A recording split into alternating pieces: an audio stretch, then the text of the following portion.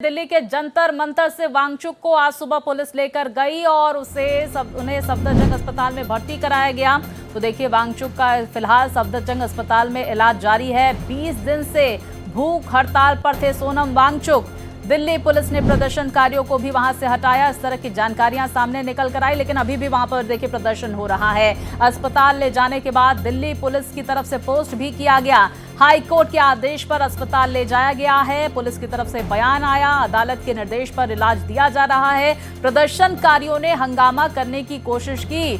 दिल्ली के जंतर मंतर पर फिलहाल भारी पुलिस बल को तैनात किया गया है। लगातार सुबह से ही तस्वीरें भारत एक्सप्रेस आप तक पहुंचा रहा है कि किस तरह से पुलिसिया कार्रवाई हुई, प्रदर्शनकारियों का क्या कुछ कहना है। तमाम नेताओं की तरफ से आरोप प्रत्यारोप का दौर जारी है। प्रतिक्रियाएं लगातार सामने निकल कर आ रही हैं। इस बीच आपको ये भी बता दें कि सफदरजंग अस्पताल में सोनम वांगचुक का इलाज जारी है और हेल्थ बुलेटिन भी बाकायदा उनकी हेल्थ को लेकर जारी किया गया है। और क्या उनकी सिचुएशन है, इसके बारे में डॉक्टर्स की तरफ से जानकारियां साझा की गई। ये भी जानकारी सामने आई कि अभिजीत दीपके अब आमरण अनशन पर रहेंगे, भूख हड़ताल पर रहेंगे। इस तरह का ऐलान उनकी तरफ से किया गया। इसके साथ ही लगातार सुबह से ही तस्वीरें सामने निकल कर आ रही हैं।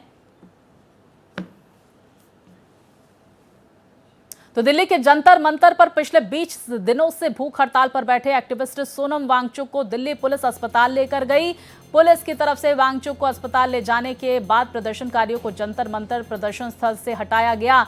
जंतर मंतर की 4 तस्वीरें आप अपनी टीवी स्क्रीन पर देख सकते हैं। पहली तस्वीर में पुलिस जंतर मंतर से सोनम वांगचुक को हटाती नजर आ रही है। दूसरी तस्वीर में वांगचुक को दिल्ली पुलिस ले जाती नजर आ रही है। सफदरजंग अस्पताल में फिलहाल वांगचुक को भर्ती कराया गया है। तो वहीं चौथी तस्वीर में पुलिस प्रदर्शनकारियों को हटाती नजर आ रही है। हर एक तस्वीर सुबह से लगातार भारत एक्सप्रेस आप तक पहुंचा रहा है। पूरे मामले में क्या कुछ कार्रवाई की जा रही है। पुलिस का यह कहना है कि दिल्ली हाईकोर्ट का जो आदेश था उस पर दिल्ली पुलिस ने काम किया, क्योंकि सोनम वांगचुक की हालत लगातार खराब हो रही थी, उनकी तबीयत बिगड़ रही थी। तो दिल्ली पुलिस ने सोनम वांगचुक को सफदरजंग अस्पताल पहुंचाया, उन्हें भर्ती कराया, जहां पर medical superintendent doctor Charu Baba ने उनकी स्थिति को लेकर जानकारियां दी। साथ है doctor Surendra Goyal, additional officer incharge new emergency block. Doctor mister Sonam Wangchuk हमारे अस्पताल में आए थे आज सुबह लगभग 7:40 पे। लंबी उपवास की वजह से वो थोड़े वीक हैं और थोड़ा डिहाइड्रेशन है। उनके हमने सारे वाइटल मॉनिटरिंग चल रही है। उनके ब्लड टेस्ट हुए हैं, उसमें ये दिख रहा है कि थोड़ा डिहाइड्रेशन है। उसके लिए हम रिक्विजिट ट्रीटमेंट दे रहे हैं और वे बिल्कुल अलर्ट है और वाइटल्स उनके स्टेबल हैं। तो देखिए, डॉक्टर चारू बांबा को आप सुन रहे थे। तो दिल्ली पुलिस सोनम वांगचुक को जंतर मंतर से सफदरजंग अस्पताल लेकर इमरजेंसी में भर्ती कराया। सोनम वांगचुक को 8वीं फ्लोर पर वार्ड में एडमिट कराया गया है। पूरी खबर बता रहे हैं भारत एक्सप्रेस संवाददाता मनोज प्रजापति। तो इस पर आपको जानकारियां देंगे। मनोज प्रजापति की रिपोर्ट आपको दिखाएंगे। लेकिन लगातार तस्वीरें उस वक्त की जब सोनम वांगचुक को जंतर मंतर से सफदरजंग अस्पताल ले जाया जा रहा था। उन्हें अस्पताल में भर्ती कराया गया है, जहां पर उनका इलाज जारी है। डॉक्टर अंशु जोशी, राजनीतिक विश्लेषक, हमारे साथ जुड़ गए हैं। बहुत स्वागत है आपका डॉक्टर अंशु जी। और ये समझ लेते हैं, आज सुबह सुबह जो पुलिसिया कार्रवाई हुई है, जिस तरह से जंतर मंतर से सफदरजंग अस्पताल में भर्ती कराया गया है सोनम वांगचुक को, मैडम इस पर सबसे पहले आपकी प्रतिक्रिया। देखिए, सोनम वांगचुक को हम देखें कि लगातार अनशन कर रहे थे और एक अपना विरोध दर्ज कराने का भी एक तरीका होता है। अब जब वाइटल्स बिगड़े और जिस तरह से उनकी तबीयत खराब हुई, तो फिर दिल्ली पुलिस को, सरकार को एक ये एक्शन लेना पड़ा ताकि उनकी जान बच सके। और मैं ये भी कहूंगी कि धरना करने का या प्रदर्शन करने का या सरकार की किसी नीति के खिलाफ विरोध करने का अधिकार हम सब भारतीयों के पास है, पर हम इसका उपयोग किसके लिए करते हैं ये बहुत महत्वपूर्ण है। भारत विरोधी गतिविधियों के लिए यदि हम करेंगे, अभी अभी आपके चैनल पर न्यूज देख रहे थे, भारत ने अपना पहला निजी रॉकेट लॉन्च किया है। लगातार हम इस तरह की उपलब्धियां हासिल कर रहे हैं। और दूसरी ओर ये देखना बड़ा दुखद है कि हमारे देश में कुछ इस तरह के तत्व हैं जिनको कि लेफ्ट लिबरल्स उकसाते हैं। और ये जो पूरा सोनम वांगचुक है, ये इसी तरह के, मैं इनका अभी आपको इतिहास भी बताऊंगी, इनके पिताजी क्या थे ये भी बताऊंगी, तो फिर समझ में आता है कि इनकी रूट्स कहाँ हैं। और फिर एक और हम गड़बड़ करते हैं कि हम भारतीय बहुत इमोशनल होते हैं, तो हमने क्या किया, सोनम वांगचुक को कंपेयर किया फुनसुक वांगडू से, वो जो एक कैरेक्टर था 3 इडियट्स का, और सोनम वांगचुक को एकाएक बिल्कुल विराट स्वरूप में उस व्यक्ति को जो ना कोई वैज्ञानिक है ना जिसके नाम पर एक भी पेटेंट है, तो उसको हमने इस तरह से उसका एक छवि बना ली। लेकिन हाँ, अभी धरना प्रदर्शन को और उनको जो अस्पताल लेकर के जाया गया है, इस पर तो मैं यही प्रतिक्रिया देना चाहूंगी कि सरकार ने उनकी जान बचाने के लिए ये कदम उठाया और ये कदम उठाना आवश्यक था। जी अंशु जी, ये भी समझ लेते हैं आपसे, जिस तरह से विपक्ष के तमाम नेताओं की वहां पर मौजूदगी देखी गई, जब भूख हड़ताल पर सोनम वांगचुक बैठे हुए थे जंतर मंतर पर, तमाम नेता पहुंचे, केजरीवाल पहुंची वहां पर, डिम्पल यादव पहुंची, और भी तमाम नेताओं की मौजूदगी देखी गई, सेलिब्रिटीज देखे गए।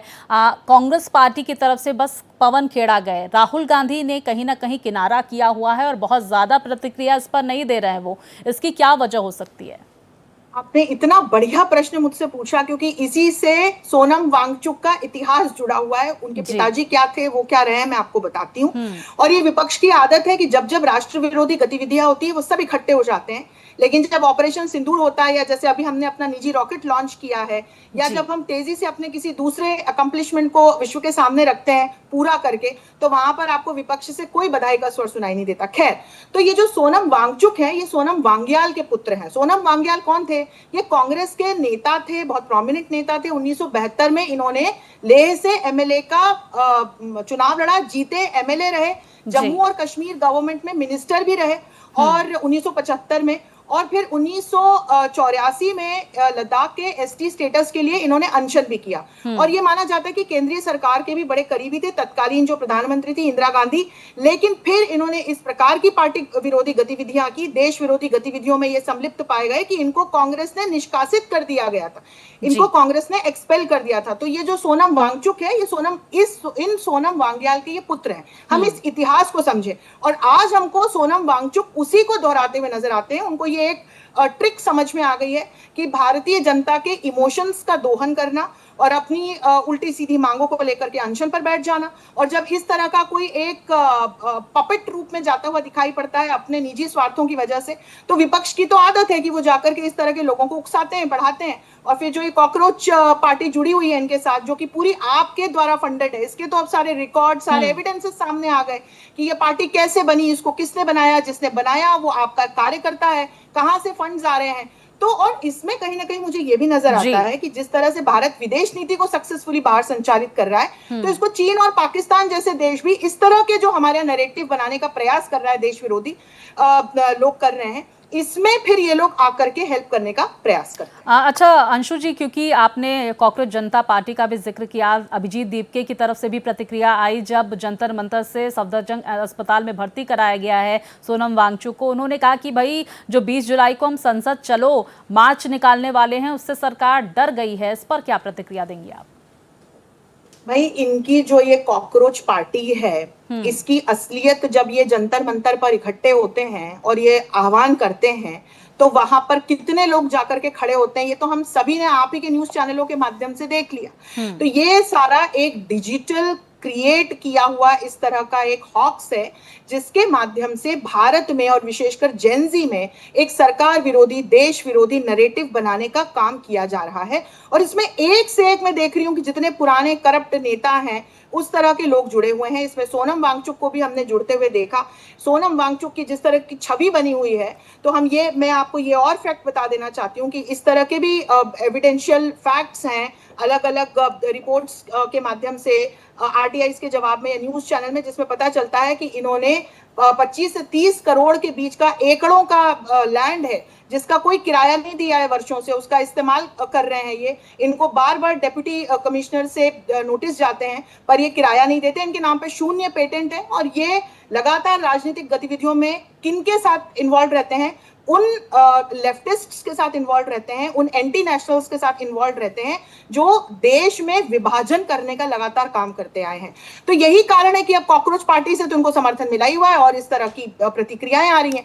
जब संसद मार्च निकालेंगे तो पता चलेगा कि वहां जमीन पर कितने लोग नजर आते हैं, क्योंकि जंतर मंतर पर तो हम लगातार देख रहे हैं। तो एक डिजिटल प्रेजेंस होना बहुत अलग बात है, और जमीन पे कितने लोग एक्चुअली आपके साथ खड़े हुए हैं वो तो फिर पता चलता है कि एक्चुअल जो इमेजेस होती हैं वो तो हमारे सामने आ जाती है। बिल्कुल, देखिए अंशु जी, 20 जुलाई को ये पता चलेगा जब संसद चलो मार्च निकाला जाएगा। फिलहाल लगातार तस्वीरें हम दर्शकों तक पहुंचा रहे हैं। आप हमारे साथ जुड़ी, आपने महत्वपूर्ण जानकारियां हमारे दर्शकों तक पहुंचाई। आपका बहुत शुक्रिया हमारे साथ जुड़ने के लिए।